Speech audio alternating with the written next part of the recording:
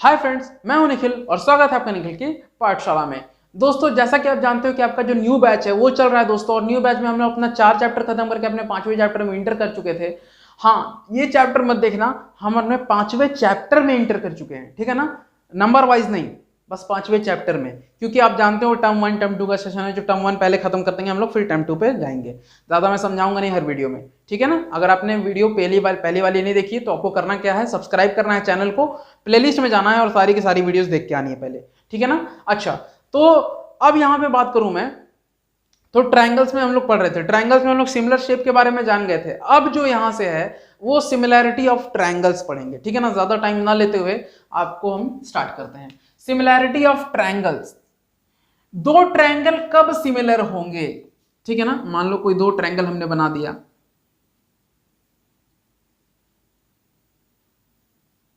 ठीक है, दो ट्रायंगल कब सिमिलर होंगे, तो सबसे पहला पॉइंट क्या कहता है कि there corresponding angles are equal, उसके कोरस्पॉन्डिंग एंगल जो है वो इक्वल होना चाहिए। अब देखो, कोरस्पॉन्डिंग एंगल बहुत बच्चों को नहीं समझ में आता होगा, तो ये वाला बोल रहा है, मतलब ए बी सी, मान लो ये है ए बी सी और ये है डी ई एफ।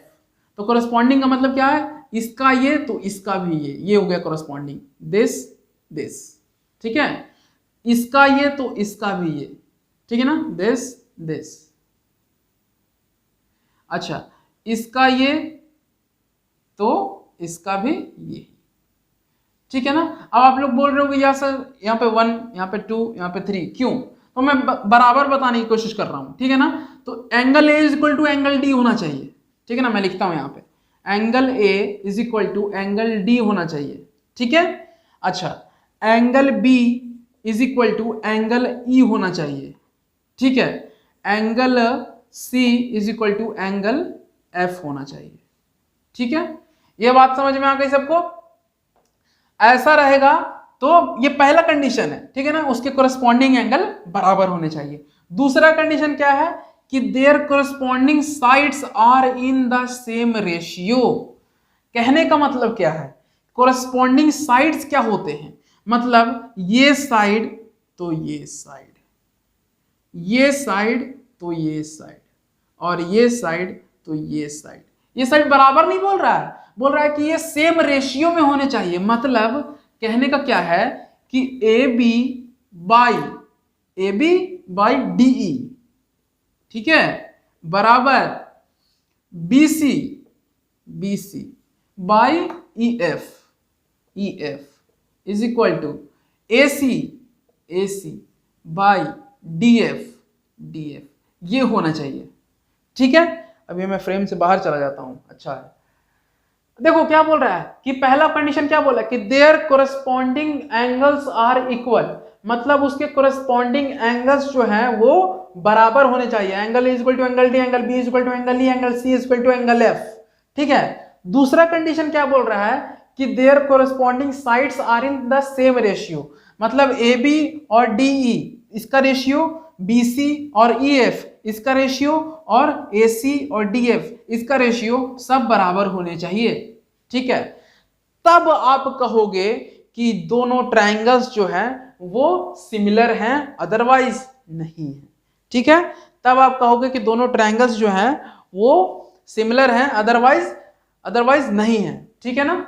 अच्छा, तो ये पूरा का पूरा अगर आपको समझ में आ गया तो प्लीज वीडियो को लाइक कीजिए, और इसको क्या एक काम कीजिए कि इसको आप स्क्रीनशॉट ले लीजिए या फिर आप इसको नोट कर लीजिए, बहुत ज्यादा इंपॉर्टेंट है। सिमिलैरिटी ऑफ ट्रायंगल, कब दो ट्रायंगल सिमिलर होंगे, तो सबसे पहला पॉइंट कि उसके कोरस्पॉन्डिंग एंगल जो हैं वो बराबर होने चाहिए, ठीक है ना।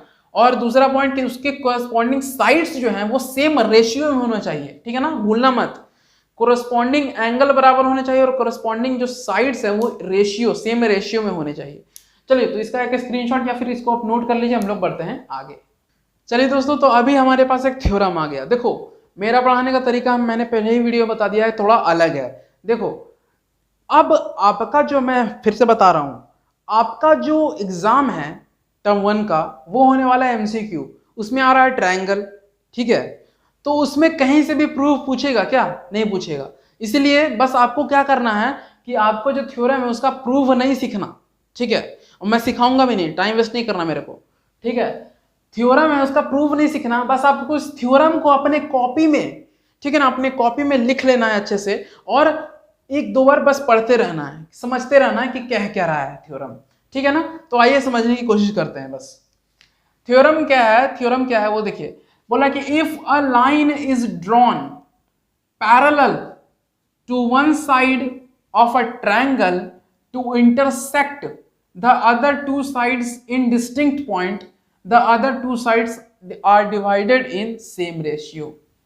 बोला कि अगर कोई लाइन खींचते हैं, ठीक है, कोई लाइन खींचते हैं, कोई लाइन ड्रॉ करते हैं पैरेलल, किसी एक साइड के पैरेलल कोई लाइन ड्रॉ किया जाता है किसी ट्रायंगल में, तो वो बाकी दूसरे साइड को किसी किसी पॉइंट पे काटता है, और जो दूसरे साइड को किसी किसी पॉइंट पे काटेगा तो वो दोनों साइड सेम रेशियो में डिवाइड होंगे।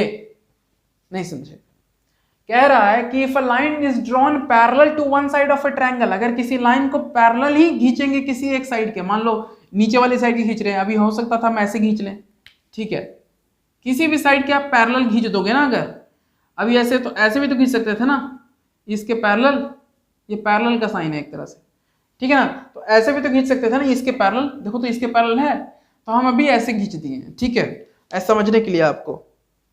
तो किसी के भी पैरेलल अगर खींच दोगे आप लाइन, तो वो बाकी दो लाइन को तो काटेगा ना, देखो तो डी और ई यहाँ पे काट रहा है ना, ए बी और ए सी को डी और ई पे काट रहा है ना, ये वाला जो लाइन है इसके पैरेलल है, और ये क्या कर रहा है, डी और ई पॉइंट पर ए बी और ए सी को काट रहा है, ठीक है ना, यही तो पॉइंट बोल रहा है हमारा कि if a line is drawn parallel to one side of a triangle, parallel to one side of a triangle, ठीक है, to intersect the other two sides in distinct point, to intersect the other two sides in distinct point, ठीक है ना, AB and AC को distinct point पे काट रहा है, ठीक है ना, the other two sides are divided in the same ratio, तो जो काटा तो ये डिवाइड होगा सेम रेशियो में, कहने का मतलब है, रेशियो कहने का मतलब वही है, AD by DB is equal to AE by EC, मतलब ये जो देखो तो AD बाई DB ये रेशियो हो गया और AE बाई EC ये रेशियो हो गया, ये दोनों बराबर होंगे। वही बताना चाह रहा है क्वेश्चन कि अगर किसी लाइन को ड्रॉ करते हैं किसी एक लाइन के पैरेलल किसी ट्रायंगल में,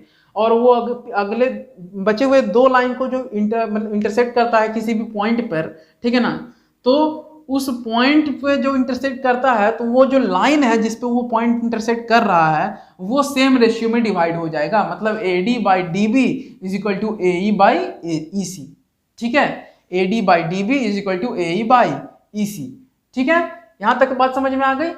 मैं कोशिश पूरी कर रहा हूं, आपको बस यहाँ पे समझनी है, ठीक है ना, कि अगर कोई लाइन ड्रॉ कर रहे हैं पैरेलल ड्रॉ किया जा रहा है, तो कहीं ना कहीं तो ये देखो डी और ई पे काट रहा है ना, AB और AC को, तो AB और EC को जब काट रहा है तो AB और EC को सेम रेशियो में काटेगा, मतलब AD बाई DB के रेशियो में और AE बाई EC के रेशियो में जब लिखोगे तो ये दोनों आपस में बराबर होगा, ठीक है ना, सेम रेशियो में AD by DB is equal to AE by EC, ठीक है ना।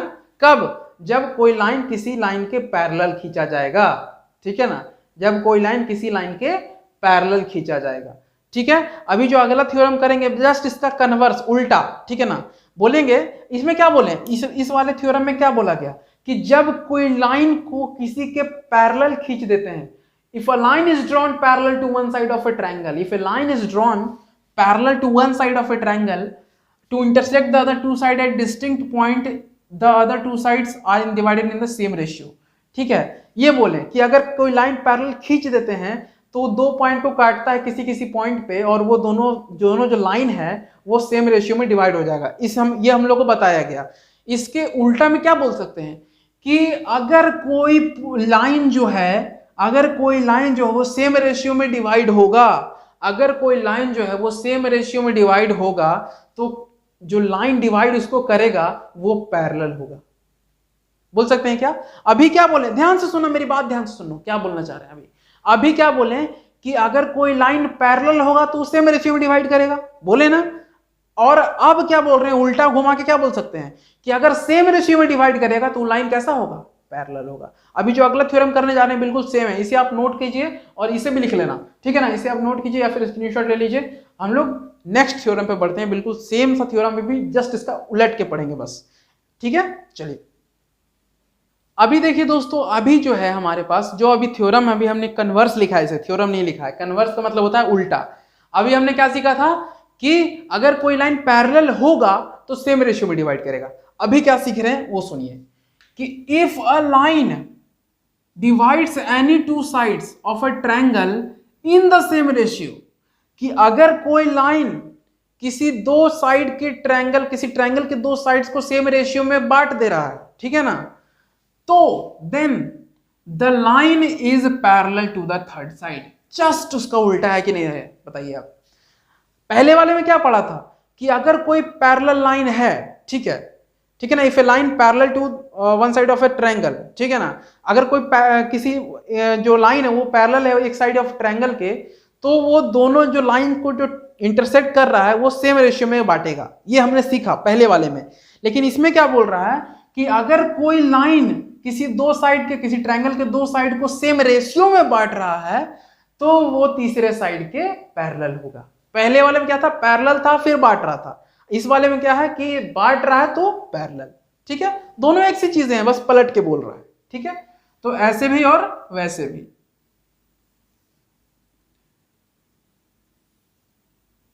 देखिए ए बी सी, ये आपका डी ई बोल रहा है कि अगर सेम रेशियो में बांट दिया, मतलब A D by D B is equal to A E by E C, ऐसा आ गया तो ये पैरेलल होगा। पहले क्या था कि पैरेलल है तो ये बांट रहा है, अब क्या है कि ऐसा बांट रहा है तो ये पैरेलल है।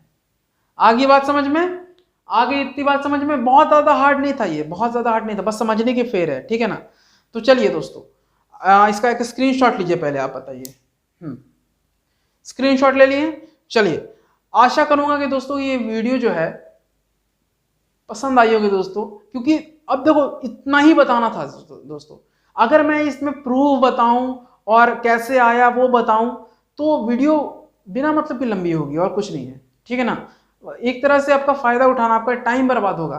ठीक है, आपको बस पॉइंट टू पॉइंट पढ़ के आपका एग्जाम में नंबर उठाने हैं। ठीक है, और वो मैं जानता हूं कि आपके इसी से नंबर उठेंगे, ऐसे ही नंबर उठेंगे। आपको बस थ्योरम्स याद रखने हैं और आपका जो नंबर है वो उठ जाएगा। ठीक है, आराम से। ठीक है ना, आपको प्रूफ पढ़ने की जरूरत नहीं है, मतलब कि एक कोई थ्योरम पढ़ा तो उसको प्रूफ भी पढ़ना है, ऐसे जरूरी नहीं है। ठीक है ना, आपको बस थ्योरम याद रहना चाहिए। ठीक है, तो आशा करूंगा दोस्तों ये वीडियो जो है आपको पसंद आई। दोस्तों अगर पसंद आई तो प्लीज और please subscribe the channel, like the video and share जरूर करें दोस्तों। मेरे लिए कोई सजेशन या फिर आपकी कोई डिमांड हो तो प्लीज और प्लीज कमेंट बॉक्स में लिखें। आपका एक कमेंट एंड एक लाइक मेरे को बहुत मोटिवेशन देता है दोस्तों। मिलते हैं आपको अपने अगले वीडियो में, तब तक के लिए जय हिंद, जय भारत।